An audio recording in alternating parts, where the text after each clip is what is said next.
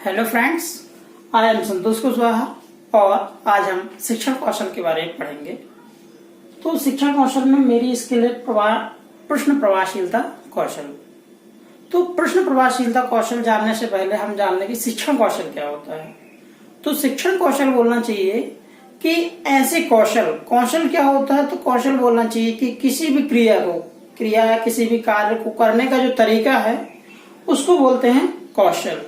और शिक्षा मतलब शिक्षा के दौरान, तो अर्थात मतलब शिक्षण कौशल मतलब बोलना चाहिए कि शिक्षा के दौरान किया जाने वाला सर्वोत्तम कार्य जो होता है उसको हम शिक्षण कौशल कहते हैं।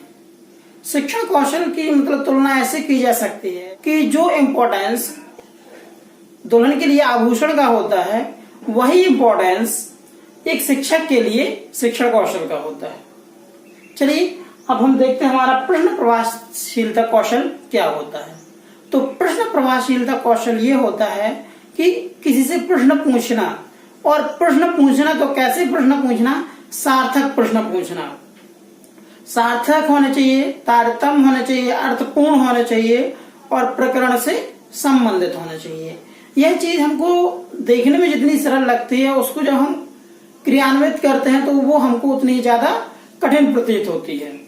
अब प्रश्न प्रभावशीलता कौशल के जो कुछ घटक होते हैं उन घटक के बारे में बात करें तो पहला आता है हमारा प्रश्न प्रभावशीलता का जो पहला घटक है वह है हमारा प्रश्नों की स्पष्टता। क्या है? प्रश्नों की स्पष्टता। यह हमारा पहला टॉपिक है, मतलब पहला घटक है कि प्रश्न जो होना चाहिए वो कैसे होना चाहिए, स्पष्ट होना चाहिए, जिससे छात्रों को आसानी तथा सुगमता से समझ में आ सके। दूसरा है कि प्रश्न जो होने चाहिए वह आपके प्रकरण से संबंधित होने चाहिए। प्रकरण से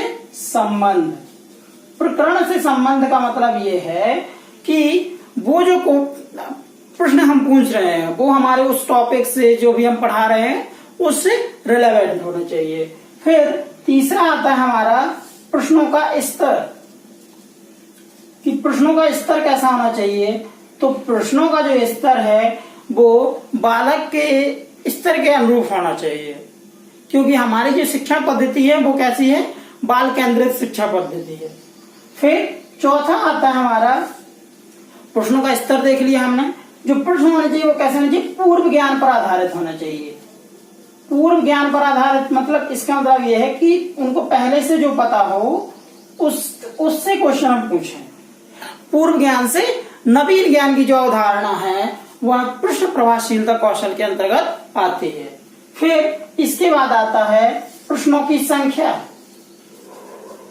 कि प्रश्नों की संख्या क्या होनी चाहिए।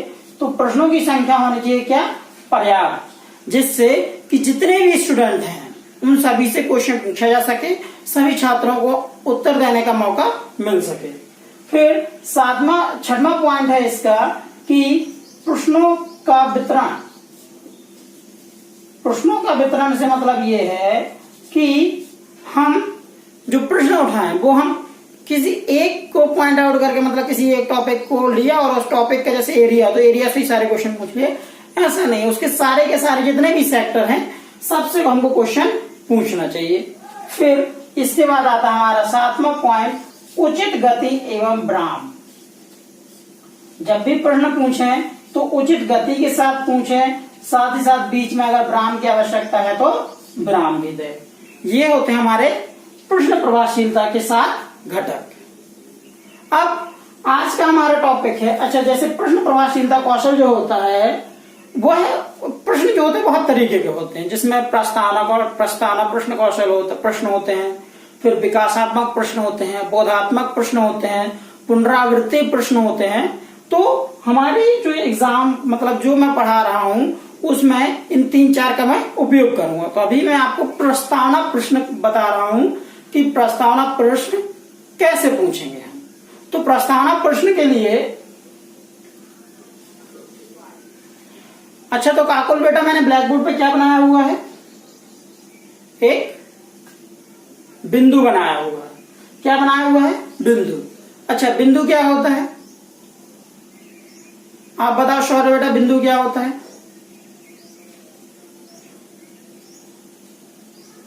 बिंदु, हाँ बिंदु क्या होता है, डायमेंशनलेस, मीन्स ना ही उसकी लंबाई होती है, ना ही उसकी चौड़ाई होती है, ना ही उसकी ऊंचाई होती है, ये होता है बिंदु। अब अगर हम बिंदु से बिंदु मिलाते जाएंगे तो हमको क्या मिलेगा, बिंदु में बिंदु हम मिलाते गए तो हमको क्या मिलेगा, कैसे आप बताओ, रेखा मिलेगी, गुड। तो ये हमको क्या मिल गई, रेखा। अब श्रवण आप बताओ रेखा क्या होती है। तो रेखा जो होती है या लंबाई जो होती है इसकी क्या नहीं होती, ये जो रेखा इसकी क्या नहीं है, चौड़ाई नहीं है। तो ये जो लेंथ होती है या कोई रेखा होती है उसकी क्या नहीं होती है, चौड़ाई नहीं होती है। फिर इनसे मिलके हमने अब क्या बना दिया,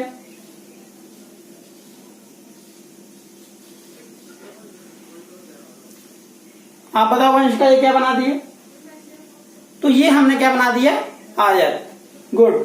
तो आयत के ऊपर अगर हम आयत रखते जाएंगे तब हमको क्या मिलेगा, क्या मिलेगा बेटा, बताओ श्रवण क्या बनेगा, क्या मिलेगा, घनाभ। और यही आज हमको पढ़ना है। ये थे हमारे क्या, प्रस्तावना क्वेश्चन। ये देखिए हमको क्या मिल गया, घनाभ मिल गया, घनाभ मिल गया। ये जो है घनाभ है हमारा, ये मैंने बनाया हुआ है, तो ये क्या है, घनाभ है। अब घनाभ में क्या होता है, तो पहले देखने कितनी पृष्ठ होती हैं। तो घनाभ में जो पृष्ठ होती है वो कितनी होती हैं, 6 पृष्ठ होती हैं, 1 2 3 4 5 6। कितनी पृष्ठ होती हैं, 6 पृष्ठ होती हैं। मतलब इसमें कितनी पृष्ठ हुई, 6 पृष्ठ। और इसकी जो सबसे बड़ी वाली साइड होती है उसको बोलते हैं लंबाई, और लंबाई को यहाँ पे हम L से डिनोट कर रहे हैं, तो ये हुआ हमारा क्या, लंबाई। फिर जो ये होता है इसको क्या बोलेंगे, चौड़ाई। तो यहाँ पे जो चौड़ाई होगी वो क्या होगी, ये क्या होगी, इसकी चौड़ाई होगी। और जो हाइट होगी वो इसकी क्या होगी, हाइट, दैट इज ऊंचाई।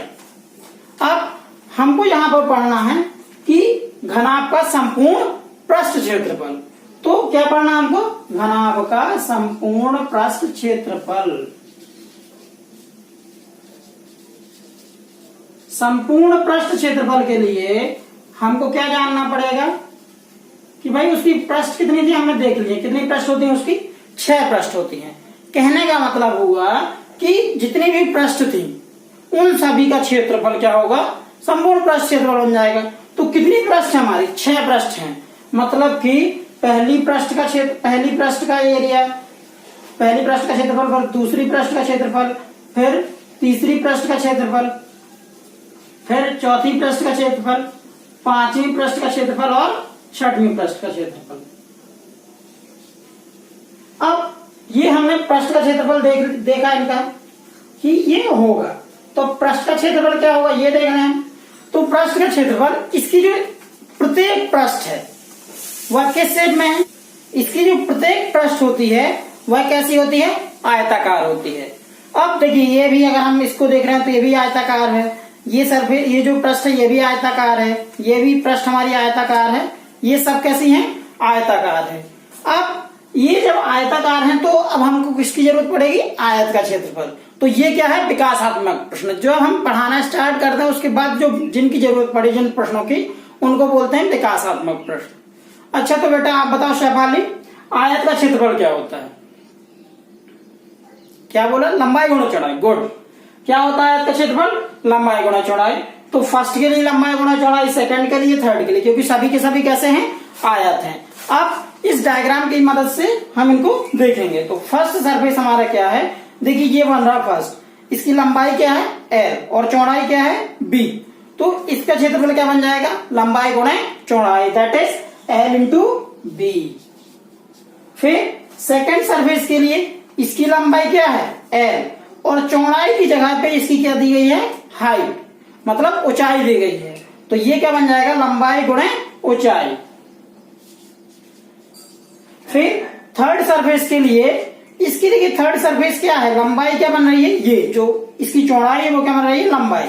तो इसकी जो चौड़ाई लंबाई बन गई वो क्या बन गई, ब्रेथ, और ऊंचाई क्या बन गई, चौड़ाई। तो ये मिल जाएगा आपको B into H. Similar way में अब अगर आप फोर्थ सरफेस को देखेंगे तो फोर सरफेस क्या है, ये क्या बन रही है, लंबाई, और ये क्या है, ऊंचाई। तो लंबाई इंटू ऊंचाई। फिर फिफ्थ सरफेस देखें तो फिफ्थ सरफेस क्या है, बेस, मतलब ये ब्रेथ हो गई आपकी, और ये क्या है, हाइट है। तो ये बन जाएगा बी इंटू एच। और छठवां सरफेस जो है आपका, ये रहा छठवां surface, L into B, that is L into B. अब इन सभी को क्या करते हैं, हम जोड़ देंगे। जोड़ क्यों देंगे, क्योंकि हमको संपूर्ण पृष्ठ क्षेत्रफल निकालना है। तो सभी को अगर हम जोड़ेंगे तो यहाँ पे देखिए एल बी और एल बी कितने टाइम आ रहा है, 2 बार आ रहा है, तो 2 टाइम्स हमको एल बी मिल जाएगा। फिर एल एच और एल एच कितनी बार आ रहा है, 2 बार, तो 2 टाइम्स हमको एल एच मिल जाएगा और 2 टाइम्स हमको बेस इंटू हाइट मिल जाएगा। इन सभी से हम 2 कॉमन ले सकते हैं, तो 2 कॉमन लेंगे और हमको मिल जाएगा L B plus L H plus B H. ये जो होगा घनाभ का संपूर्ण पृष्ठ क्षेत्रफल होगा। क्लियर, किसी को कोई डाउट है? ये जो हमने पढ़ा, ये क्या पढ़ा, घनाभ का संपूर्ण पृष्ठ क्षेत्रफल। अब इससे बोधात्मक प्रश्न कैसे पूछे जा सकते हैं, तो इससे बोधात्मक प्रश्न पूछे जाएंगे तो किसी स्टूडेंट से हम क्या पूछ सकते हैं, जैसे चलो आर्यन आप बताओ इसका कि घनाभ का संपूर्ण पृष्ठ क्षेत्रफल क्या होता है।